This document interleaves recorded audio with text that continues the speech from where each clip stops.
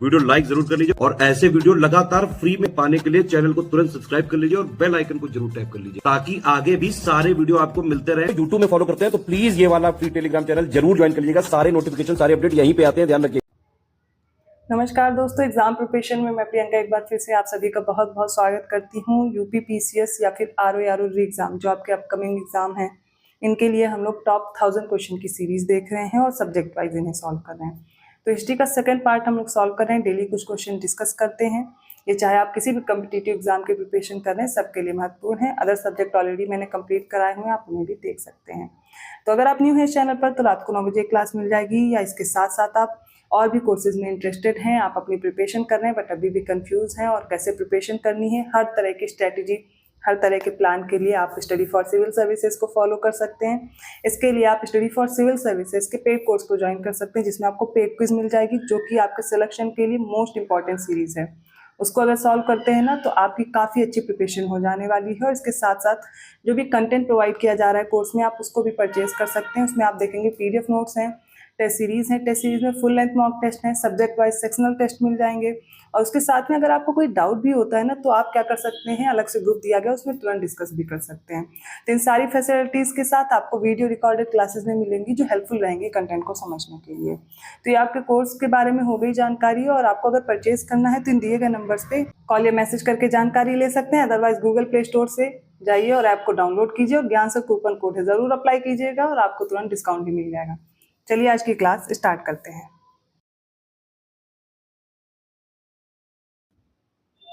कल जिन प्रश्नों को हम लोगों ने हल किया था, आज उनसे आगे के प्रश्नों को देखना है। तो 326 क्वेश्चन है, डोलमेन शब्द को इसको संदर्भित करता है। ऑप्शन ए है कृषि योग्य भूमि, कल्टिवेबल लैंड। ऑप्शन बी है रिलीजियस प्लेस या फिर धार्मिक स्थल। ऑप्शन सी एक प्रागैतिहासिक सभ्यता या फिर इनमें से कोई नहीं।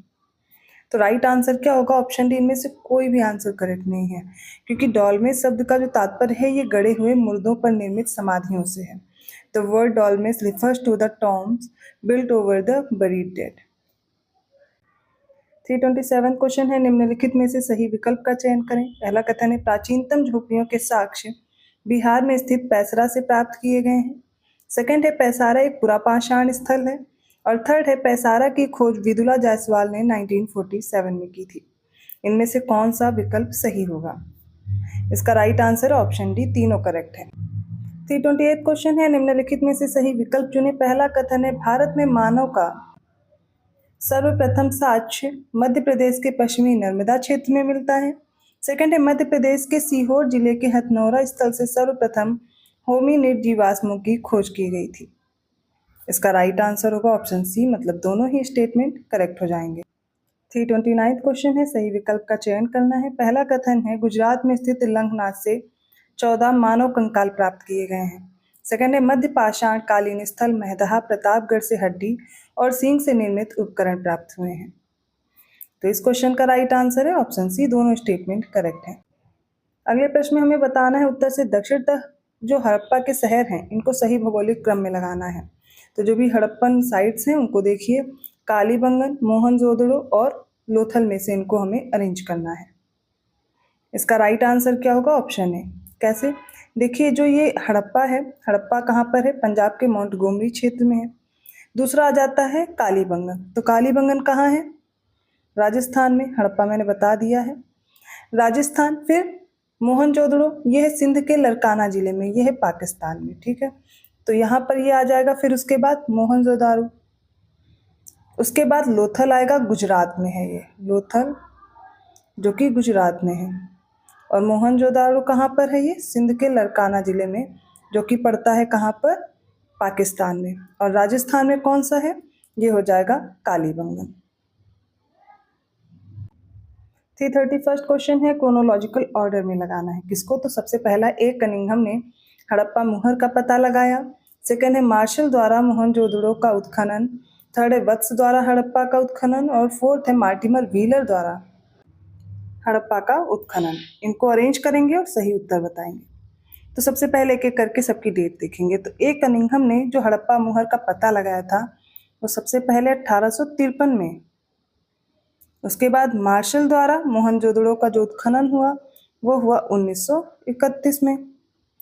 फिर है वत्स द्वारा हड़प्पा का उत्खनन, ये कब हुआ? तो ये हुआ 1940 में। और मार्टिमर व्हीलर द्वारा हड़प्पा का उत्खनन कब हुआ? तो 1946 में। और आपको एक चीज और याद होनी चाहिए कि दयाराम साहनी ने हड़प्पा का उत्खनन कब किया था? तो 1921 में किया था सबसे पहले। अब जब इनको अरेंज करेंगे तो राइट आंसर क्या होगा? Option A first, second, third और फोर्थ। 332nd क्वेश्चन है, हड़प्पा वासी निम्नलिखित में से किन फसलों से परिचित थे? पहला है बार्ले मतलब जौ, गेहूं, तिल और मटर में से बताना है। इसका राइट आंसर होगा ऑप्शन डी, क्योंकि हड़प्पा वासी गेहूं, तिल, मटर, जौ इन सभी से परिचित थे और ऋग्वेद वाले केवल जौ का ही उल्लेख करते हैं। 333 क्वेश्चन है, रागी या फिर बाजरा की खेती के साक्ष्य निम्नलिखित में से किसी भी हड़प्पा स्थल पर नहीं मिले हैं? तो पश्चिमी भारत, पूर्वी भारत, दक्षिणी भारत या उत्तर भारत में से बताना है। तो इसका राइट आंसर होगा ऑप्शन डी, जो उत्तर भारत है यहाँ पर रागी या बाजरा की खेती के प्रमाण किसी भी हड़प्पा स्थल से नहीं मिले हैं। बाकी पश्चिमी भारत, पूर्वी भारत, दक्षिण भारत में तो आप देख ही सकते हैं। तो ऑप्शन डी यहाँ पर करेक्ट होगा रागी या बाजरा के संबंध में। देखिए यहाँ पर ऋग वैदिक काल से संबंधित जो भी प्रश्न है वो आपके यहाँ पर क्लियर हो जाएंगे, हड़प्पन सिविलाइजेशन से जो है वो क्लियर हो जाएंगे। इससे पहले भी कई टॉपिक से क्वेश्चन है, तो आप लगातार उन प्रश्नों को देख करके अच्छे से प्रैक्टिस कर पा रहे हैं। अब इसके साथ साथ आप अगर अपनी प्रिपरेशन और अच्छी करना चाहते हैं तो उसके लिए आप स्टडी फॉर सिविल सर्विसेज की पेड क्विज ज्वाइन कर सकते हैं, जिससे आप बहुत अच्छे ढंग से प्रिपरेशन कर पाएंगे, अपने आप को इवेलुएट कर पाएंगे, देख पाएंगे कि क्या आप स्कोर कर पा रहे हैं, कौन सा सब्जेक्ट आपका सही से प्रिपेयर हो रहा है। बाकी यहाँ पर आप वीडियो के माध्यम से करते हैं, जबकि जब क्विज लगाते हैं तो वहाँ पर तुरंत आप देखते हैं कि आपको मतलब वो पेपर जैसी जो फीलिंग होती है वो आती है। यहाँ पर सिर्फ आप वीडियो के माध्यम से देख सकते हैं, जो डेली प्रैक्टिस चल रही है वो तो आप डेली कर ही सकते हैं। और इन दिए गए नंबर्स पे आप कॉल या मैसेज करके जानकारी ले सकते हैं कोर्सेज के बारे में। 334 क्वेश्चन है, इनमें से दो सांस्कृतिक चरण पाए गए हैं, कोई एक स्थल है पूर्व हड़प्पा और हड़प्पा। ये दो चरण हड़प्पा काल की मिट्टी की ईंटों से बने चबूतरों, सड़कों और नालियों के अवशेषों से संबंधित स्वरूप को दर्शाते हैं। पहला है चन्हुदड़ो, सेकंड है मोहनजोदड़ो, थर्ड है लोथल और ऑप्शन डी इनमें से कोई नहीं। इसका राइट आंसर होगा ऑप्शन डी इनमें से कोई नहीं, क्योंकि राइट आंसर क्या है? हरियाणा के हिसार जिला है, वहां पर स्थित है बनावली। तो राइट आंसर क्या होगा? बनावली। 335 क्वेश्चन है, निम्नलिखित में से गलत विकल्प का चयन करें। हड़प्पा संस्कृति के विस्तार के बारे में है। उत्तर में शिवालिक, दक्षिण में अरब समुद्र, सी था पश्चिम सिंध प्रांत के मरकन तट और उत्तर पूर्व में मेरठ। इसका राइट आंसर होगा ऑप्शन सी गलत है, क्योंकि पश्चिम में ये बलूचिस्तान के मरकन तट तक था। ठीक है। 36 क्वेश्चन है, तुलनात्मक रूप में निम्नलिखित में से किस हड़प्पा स्थल का क्षेत्रफल सबसे कम है? धौलावीरा, हड़प्पा, राखीगढ़ी और मोहनजोदड़ो। इसका राइट आंसर हो जाएगा ऑप्शन ए, धौलावीरा का सबसे कम क्षेत्रफल है। ठीक है। सबसे ज्यादा किसका है? सबसे बड़ा स्थल जो है वो मोहनजोदड़ो है। ठीक है, 500 हेक्टेयर में फैला हुआ है सबसे पहला। फिर इसके बाद आ जाता है राखीगढ़ी, जो कि 250 हेक्टेयर में फैला हुआ है। फिर और अगला आ जाता है हड़प्पा, जो 150 हेक्टेयर में फैला हुआ, 50 हेक्टेयर में फैला हुआ है धौलावीरा। 337 क्वेश्चन में, सिंधु के लोग किसका उत्पादन करने वाले सबसे पहले लोग थे और इस वजह से उन्हें किन नाम से या किन्होंने इस क्षेत्र को सिंधन नाम दिया था और सिंध से लिया गया है? कपास और यूनानियों, धान और आर्यों, गेहूं और ईरानियों और डी है जौ और रोमनों। इसका राइट आंसर हो जाएगा ऑप्शन ए, सिंधु के लोग कपास का उत्पादन करने वाले सबसे पहले लोग थे और इस वजह से यूनानियों ने इस क्षेत्र को सिंधन नाम दिया, जो कि सिंध से लिया गया है। अगले प्रश्न में बताना है निम्नलिखित में से कौन सा विकल्प गलत है। ऑप्शन ए, हड़प्पा वासियों के राजस्थान, अफगानिस्तान और ईरान के साथ व्यापारिक संबंध थे। बी है, हड़प्पा वासियों ने उत्तरी अफगानिस्तान में एक व्यापारिक उपनिवेश स्थापित किया था जिससे दक्षिण एशिया के साथ व्यापार में मदद मिली। सी है, मेसोपोटामिया दस्तावेज के अनुसार लगभग ईसा पूर्व 2350 के आसपास से मेलुहा के साथ व्यापार संबंधों के संकेत मिलते हैं। और डी, मेसोपोटामिया ग्रंथों में दिलमुन और मक्कन नामक दो मध्यवर्ती व्यापारिक स्टेशन का उल्लेख है जो मेसोपोटामिया और मेलुहा के बीच है। इनमें से जो इनकरेक्ट ऑप्शन है वो है बी, क्योंकि हड़प्पा वासियों ने उत्तरी अफगानिस्तान में एक व्यापारिक उपनिवेश स्थापित किया था जिससे दक्षिण एशिया नहीं मध्य एशिया के साथ व्यापार करने में मदद मिली। 339 क्वेश्चन है, निम्नलिखित में से कौन सा विकल्प गलत है सिंधु सभ्यता के बारे में? ऑप्शन ए है, नर देवता को मोहरों पर अंकित कर दर्शाया गया है। इस देवता के पास एक हाथी, एक शेर, एक गैंडा और सिंहासन के नीचे एक भैंस है।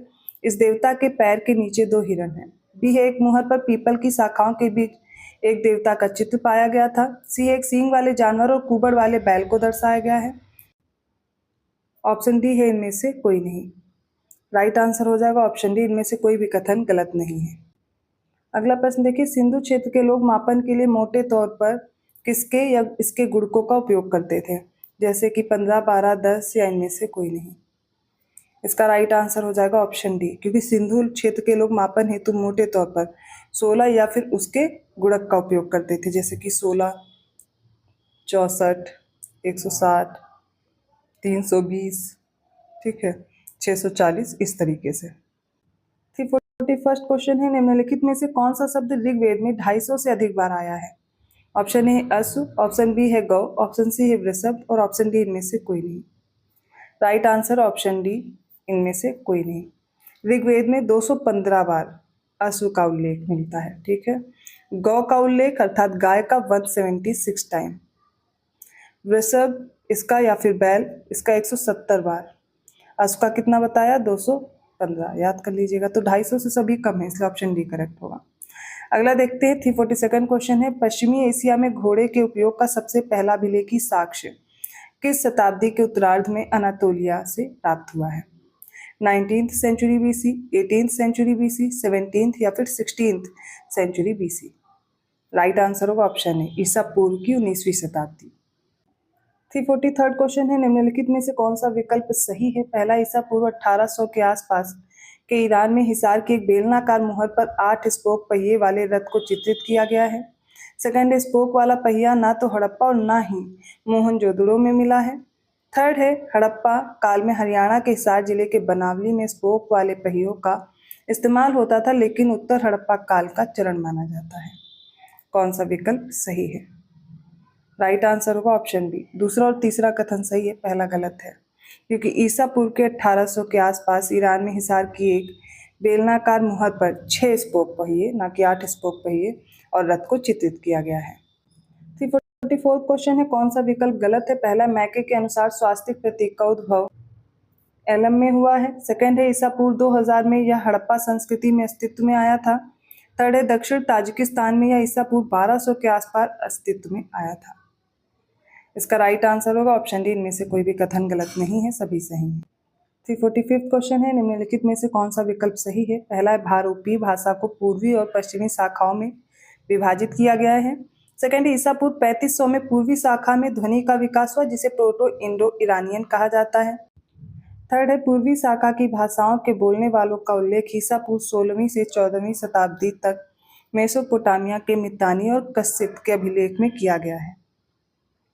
इसका राइट आंसर होगा ऑप्शन सी, पहला और तीसरा कथन सही है, दूसरा गलत है, क्योंकि प्रोटो इंडो ईरानियन जिसे कहा जाता है वो ईसा पूर्व की 4500 में पूर्वी शाखा में ध्वनि का विकास हुआ। तो हिस्ट्री के ये क्वेश्चन आज के सेट के कंप्लीट होते हैं। आई होप आपको समझ में आए होंगे। किसी भी क्वेश्चन में आपको डाउट है कमेंट करके पूछ सकते हैं। वीडियो अच्छा लगा तो प्लीज़ लाइक जरूर कीजिए, चैनल को सब्सक्राइब कीजिए और लोगों को शेयर करते रहिए। इसके साथ साथ आप कुछ क्वेश्चंस मेरे साथ सॉल्व कर रहे हैं और बेहतर ढंग से प्रैक्टिस के लिए और भी अच्छे ढंग से प्रिपरेशन के लिए आप स्टडी फॉर सिविल सर्विसेज के कोर्स को ज्वाइन करके अपनी प्रिपरेशन बेहतर कर सकते हैं।